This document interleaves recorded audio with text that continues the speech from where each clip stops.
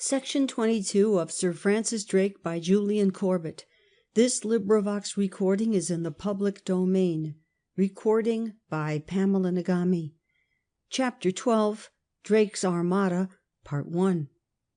Drake was at the zenith of his fame. Though the Battle of Gravelines, by some strange freak of destiny, is hardly known to the bulk of Englishmen, it was at least as momentous as Waterloo or Trafalgar, and the honour belongs to Drake no less rightly than the laurels of Copenhagen or Nelson's. Parma knew it well, and when Drake, leaving the Armada to the mercies of the westerly gales, struggled back through the tempest to face him ere the fine weather returned, he broke up his camp at Dunkirk and abandoned the enterprise. Howard knew it too, and when on his return from the chase he was suddenly summoned to court, he was careful to furnish himself with a testimonial from Drake that he had behaved well to his lieutenant and taken his advice throughout. It was one of Drake's captains who was sent up with the trophies, and it was Drake's name with which Europe rang as the news of the victory spread. The remnants of the Spanish crews who escaped the rocks of the Orkneys and the iron cliffs of Connaught came home to swear anew he was a devil and no man, and Medina Sidonia slunk away to his home to be tormented by urchins who cried under his windows, "Drake is coming, Drake is coming." It was only amongst the other captains that there was any disposition to deny him the glory. Frobisher's jealousy was made a focus of opposition by the friends of Spain, and Lord Henry Seymour, furious at having been ordered back to his blockade, begged to be relieved of his command if the Lord Admiral's lieutenant was going to serve in the narrow seas. Faithful and generous as Drake was to his followers, it is certain that in his masterful temperament there was something unbearable to those who were not content to walk in his train. While to his friends he was self-reliant, impetuous, and enthusiastic, to those whom his strong personality repelled he was egotistical, headstrong, and a braggart. Although it was never admitted, everyone knew that his fortune had been founded in plunder, and in spite of his lavishness and his stern destruction of prizes whenever the interests of his country demanded the sacrifice, he was credited with avarice and accused of dragging England into war to fill his pockets. Yet in truth he was greedy of nothing but vengeance and renown, the renown of being hailed as the saviour of his country, the vengeance that was his religion. He was now to give his ambition rein. As August passed and the fate of the Armada was known, scheme after scheme for the prosecution of the campaign was abandoned.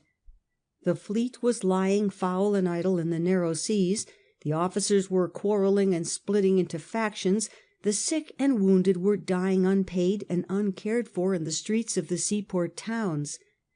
The admirals did their best. Drake and Hawkins together founded the Chatham Chest for disabled seamen, but the government, under the Queen's irresolution and parsimony, sank into apathy once more, and the country looked to Drake to say the next word. It was with no uncertain voice that he spoke. It was imperative that something should be done before Spain ceased to reel under the blow she had received, yet nothing would the government do. Drake went to Norris. By the middle of September their plans were ripe, and those two knights, whose brotherhood in arms had begun so darkly at the massacre of Raglan, sent up to the council a proposal that is fairly astounding.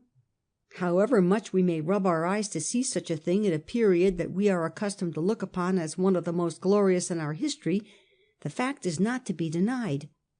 These two adventurous spirits, in the Queen's default, offered to form a great war syndicate to prosecute the struggle on which the national existence seemed to hang, and what is even stranger, their offer was accepted. All they asked of the Queen, or at least all they were granted, was a subscription of £20,000 to the syndicate and the loan of 6 battleships.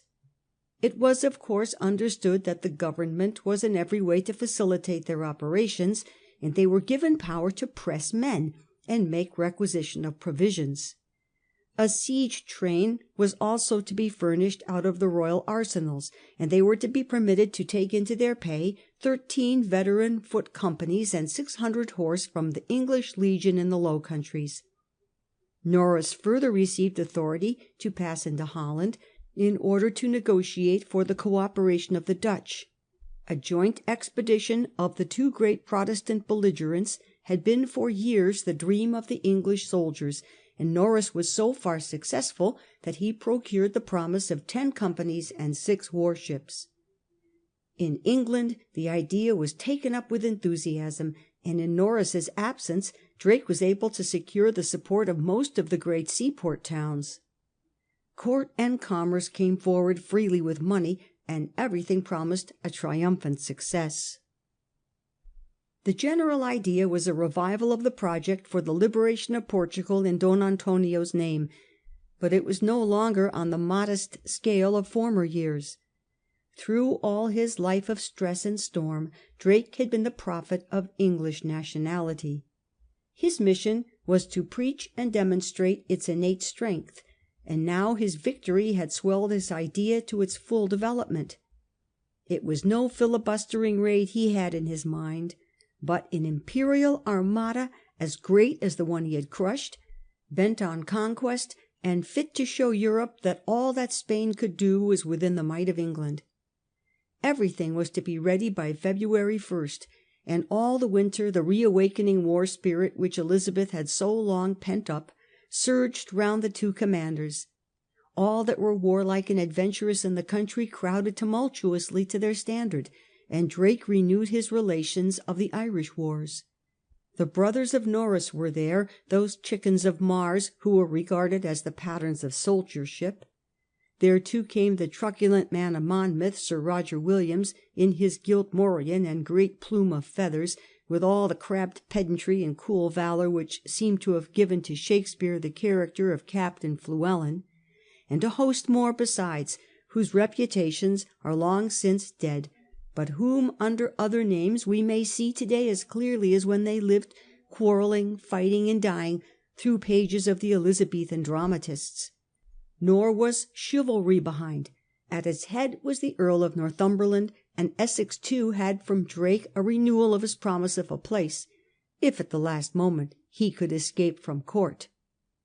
The living force of England was loose at last, and fed by Drake's stupendous notions, it began to develop an energy so formidable that, as it would seem, the government took alarm. The Queen began to assume more and more control over the preparations, and obstacles of all kinds arose. There were difficulties about the Low Country troops, and the Dutch too grew cold.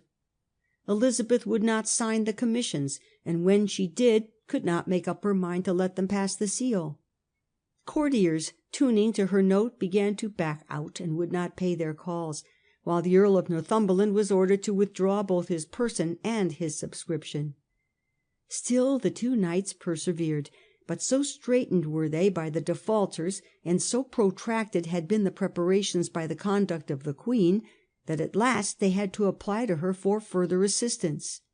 She flew into a passion as a matter of course, and tried to induce Lord Willoughby to take over the command.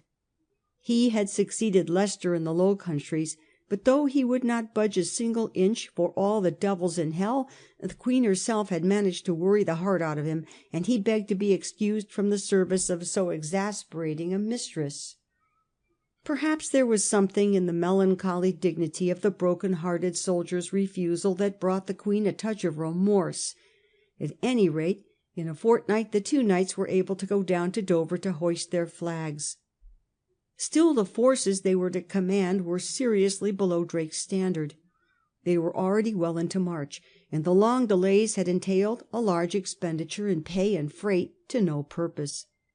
Moreover, the siege train had not been forthcoming, and there were also wanting the 6 Dutch men of war, 7 companies of the English veterans, 4 of the Dutch, and all the cavalry. Nor had they transports for more than 12,000 men. But Drake was not to be beaten. He had set his heart on commanding a fleet as great as the Invincible Armada, and once free of the trammels of the court, he set about getting what he wanted in his own peculiar way.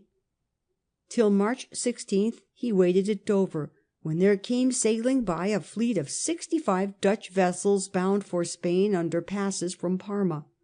On these Drake pounced, captured them every one, and carried them off to Plymouth, where the chartered cruisers were assembling. It was an extraordinary coincidence, as he told Walsingham with his tongue in his cheek, that the Dutchmen should have been passing the very day he sailed, especially as they happened to be exactly the class of vessels he wanted for transports. But be that as it may, the effect was electrical, and volunteers flocked to Plymouth. His force soon doubled, but as ill luck would have it, that only added to the general's troubles. For a whole month they lay windbound, consuming their scanty store of victuals till they had barely a month's provisions left. It was not till April 6th that the wind was fair, and even then no sooner had they put to sea than they were immediately driven back. The case was getting desperate. To request a further supply was useless, they knew, but they had still a strong card to play. Where entreaty failed, a threat might yet succeed. So, quietly pointing out to the council that it was madness to sail with their existing resources, they bluntly announced that unless a reserve of stores were at once made ready to follow them, they would have to turn their army of 20,000 men loose upon the country without a penny to pay them. The letter found the Queen in a fine Tudor rage. Essex had suddenly disappeared from court. Sir Roger Williams had not put back to Plymouth since the gale, and to her vexation in having to sanction a new requisition was added the conviction that the generals had connived at her truant pet's escape. Courtiers and messengers came spurring down the Great Western Road, and pinnaces were fitted out to find the Swiftsure with which Sir Roger Williams had disappeared. With an edifying display of zeal for the fugitive's arrest, the generals protested their innocence, but nevertheless on the 18th the fleet sailed, without a trace having been discovered of Essex or Williams or the Swiftsure. Drake's dream was realized at last. He had got Don Antonio snugly under his wing, and at the head of a fleet of 180 sail he was bound for the coast of Spain. Not only is the armament noteworthy as being the most powerful that had ever left the English shores, but its organization is of special interest as marking an attempt to introduce order into a naval force on military lines. Drake's admiration for the disciplines and methods of soldiers, no less than the example of the Armada, was no doubt not without its weight. The fleet was divided into 5 squadrons, each of some 17 ships and 15 transports, and each under a colonel. These colonels of squadrons were the 2 generals-in-chief, Captain Thomas Fenner, the vice-admiral, Sir Roger Williams, colonel-general of the foot, and Sir Edward Norris, general of the artillery. At the head of each squadron was one of the Queen's battleships, and each squadron colonel had on his staff a lieutenant colonel, a corporal of the squadron or aide-de-camp, and a captain corresponding to the regimental captain-lieutenant. In the 6th Queen's ship sailed the Rear Admiral Captain William Fenner, unattached as Marshal General of the fleet. Associated with the 2 generals there was also a full military staff, including an intelligence department under a master of the discoveries, with the rank of lieutenant colonel of the pinnaces. When all was over, the system was considered to have failed, but in truth it never had a fair trial, for so foul was the weather and so hurried the whole affair from shortness of supplies that the fleet was never once exercised at sea upon the new system. End of section 22.